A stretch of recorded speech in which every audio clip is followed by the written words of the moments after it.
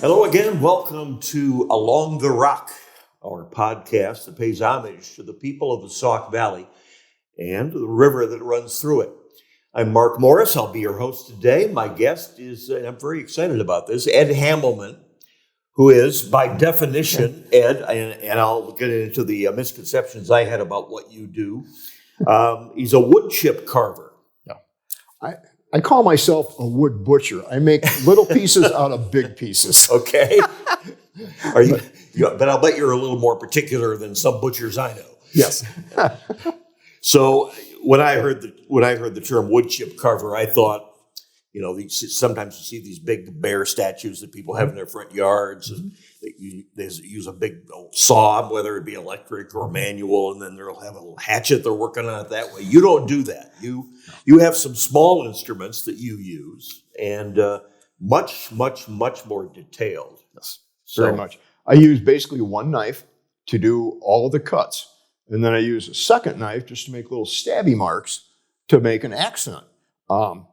Use it about 1% out of the whole carving.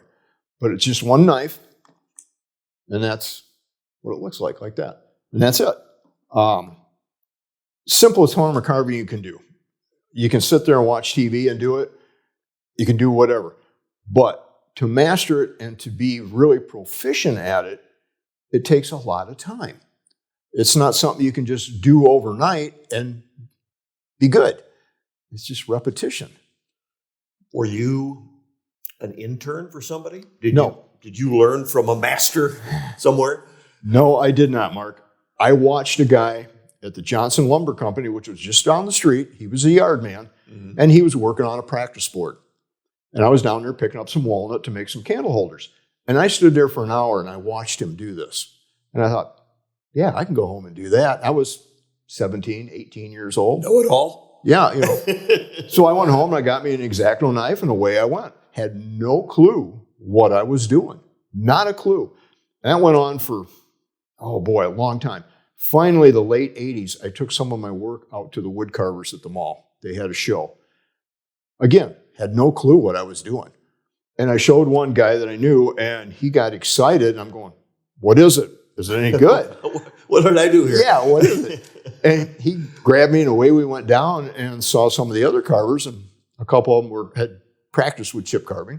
And all of a sudden I've got all these guys around me and going nutso over how good this was. No clue.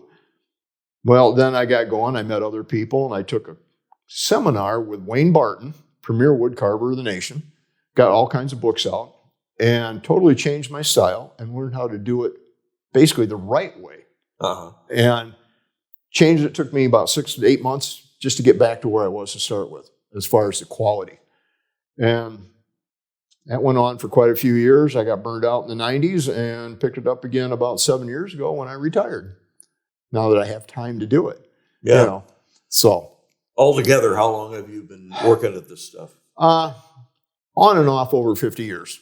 Okay. I was 17 or 18 when I first saw it, and I'm 72 this year. So, a long time. Yeah. But not continuously. Sure. Like I say, kind of sort of in my early years in the 20s, and then about 94 or 5, I got kind of burned out on it and quit it, and I just picked it up again 7 years ago. And I compete in it, and I do well at the competitions, top 5. So it is like riding a bike. Yeah, basically. Okay.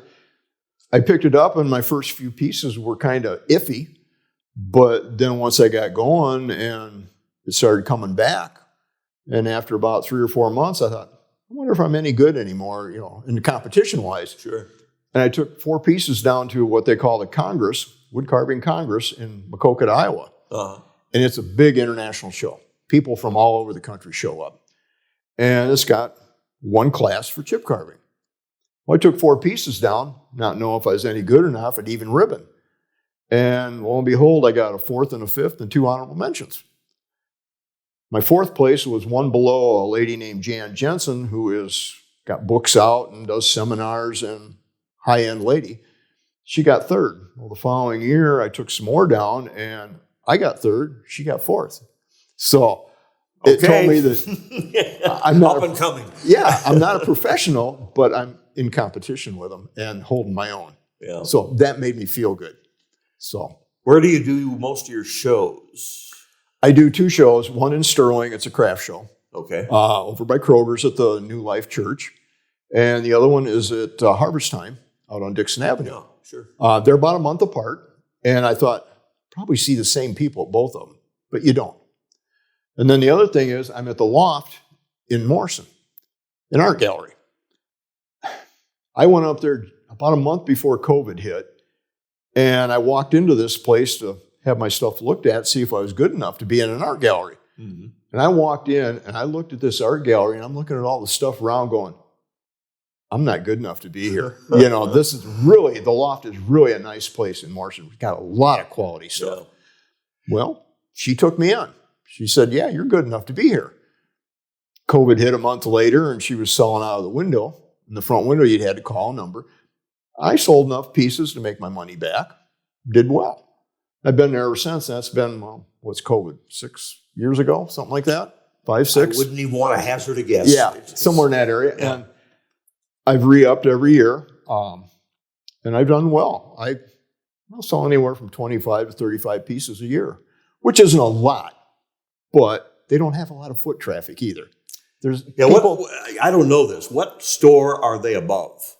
They're in a store on the ground floor. Oh, they are. They're on the Loft. They're right on the main drag. When you go down and you turn to go to 78 off of 30, take the first right, and that's the main street.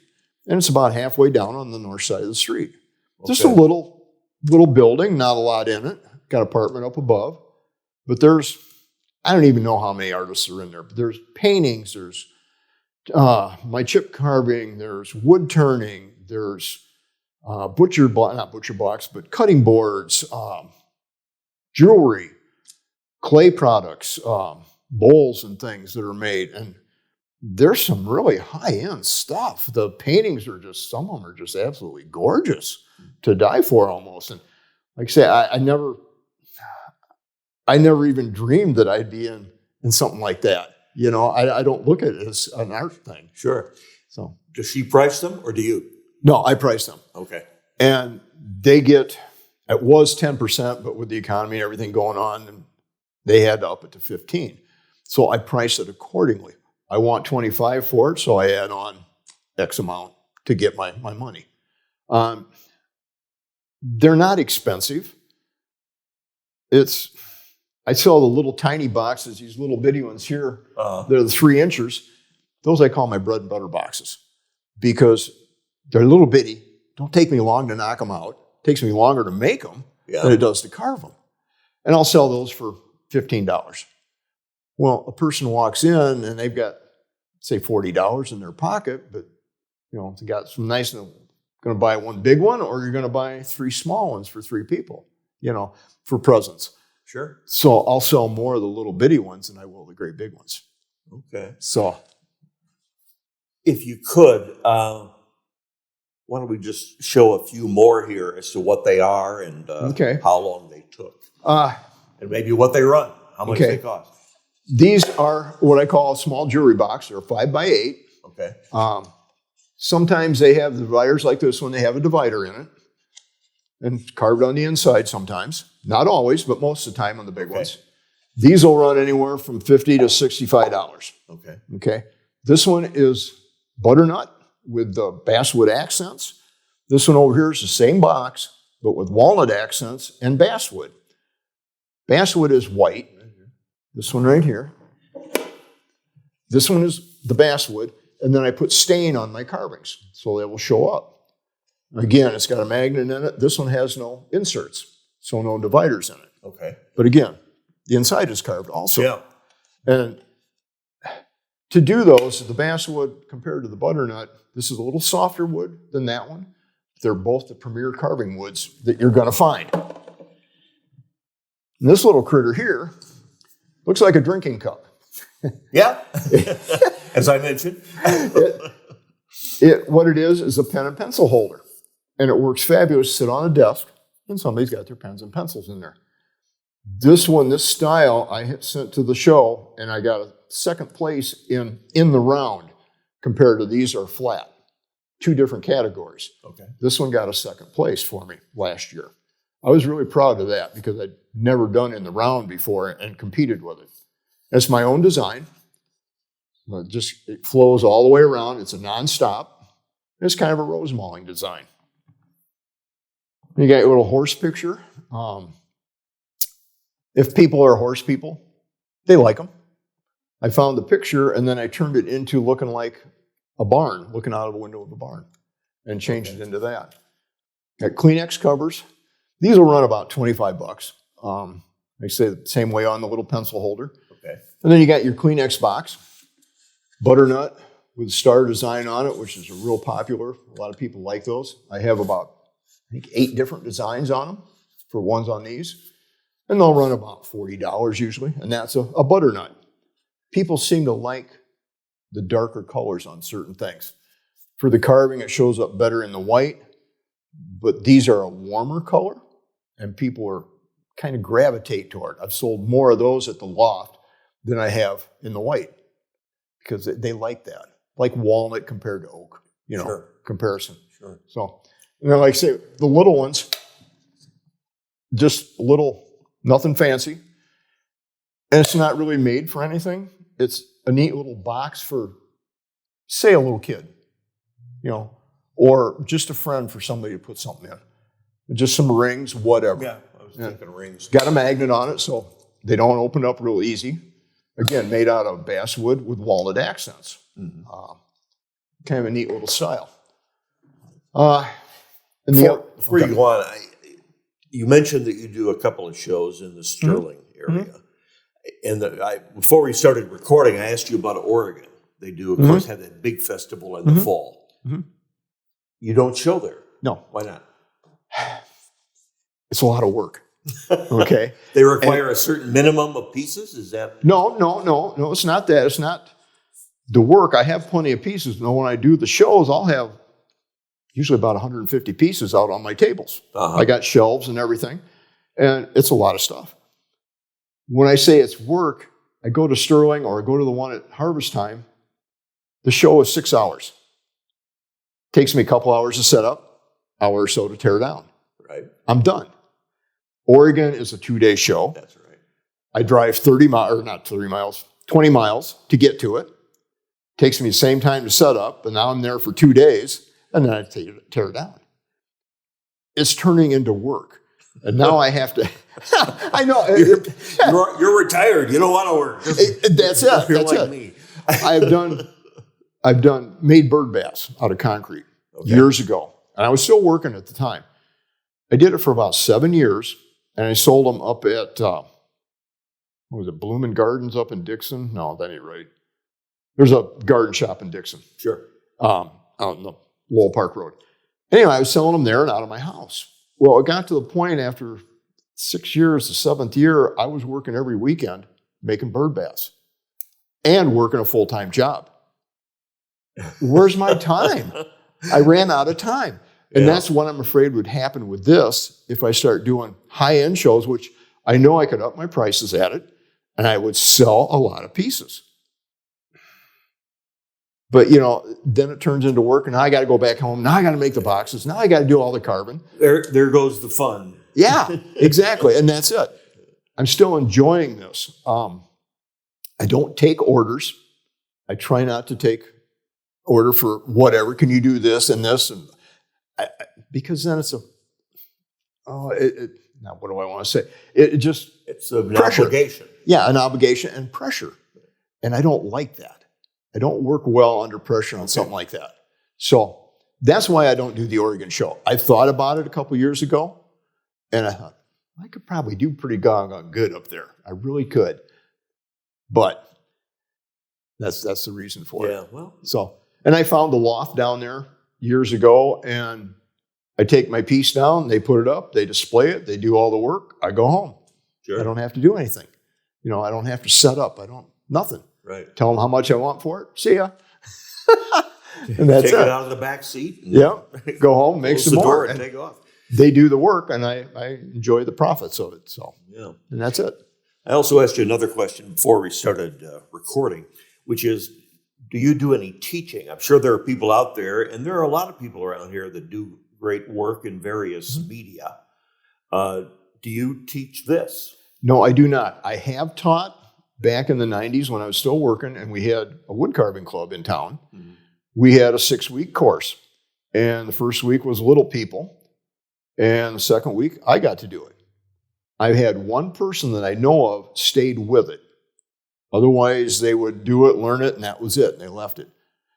I can teach it, but I've never had anybody be interested in it. Nobody's ever asked me to show them how to do it and teach them how to do it. I'd be more than happy to, sure. Because like you say, simplest form you can ever do, because it just takes a couple of cuts and you're it. And you move on to the next cut. But to master it and get it to the level I'm at, it takes a lot of work. Yeah. And people don't want to put that in. Well, there is that, yeah. Quality control comes with repetition. Yeah, exactly. So, all right. Well, his name is Ed Hammelman, once again. He's a wood chip carver. You want to hand out a phone number or email? Or I'm at the Loft. If you want to see my work, you can go up to the Loft in Morrison. It's on the main street, and they're open on Thursday from 10 to 2, Friday and Saturday from 10 to 4. And I have quite a few pieces. I got probably 30 pieces up there of different sizes and styles. Or 815-626-5236. I'm in the phone book, if you got a phone book. Yeah. Most people don't anymore, but that's But yeah, right. if you're interested and you want to see what I have probably, I think I got about 120, 130 pieces. My inventory is down right now because of Christmas, and I gave away a whole lot at Christmas time. Sure. So I'm working on upgrading, but I do have a real nice selection of pieces. So if you're interested. All right. Ed, it's been fun. Mark, thank you. I appreciate it. And, keep on keeping on, as we used to say. Yeah. And I do. I sit home at night and got a little towel over my lap and carving and watching the TV, and sure, that's it. So relaxing. Can't beat it. No. And I imagine it's pretty relaxing since you're so good at it now. Yeah. I get done with supper, and that's what I do. I sit down and the TV's on, and I get focused. Look up once in a while and focus, and sure, that's it. Okay. My relaxation time. Yeah. So, thanks again, and we appreciate it, and hope to see some of your stuff elsewhere. I have not been in the Loft in Morrison. I assumed since it was the Loft, it was on the second floor, but no, the Loft. The Loft on Main is actually what it's called. There's the Loft at Case Corners. Okay, that's right. Route 30 and 2, the old Route 30 and 2, where they have the big barn. Yeah. They moved in there, Double G Farms. So there's 2 lofts, but that is a center for, running out. Right. But the Loft on Main is downtown Morrison. So if you ever get a chance to go to it, excellent place. Lot of neat stuff. And not just my stuff, but the whole gambit. Ed, thanks again. Mark, thank you. I'd also like to thank our crew for making this whole program possible. I'm Mark Morris. Hope you can join us next time and every time after that along the rock.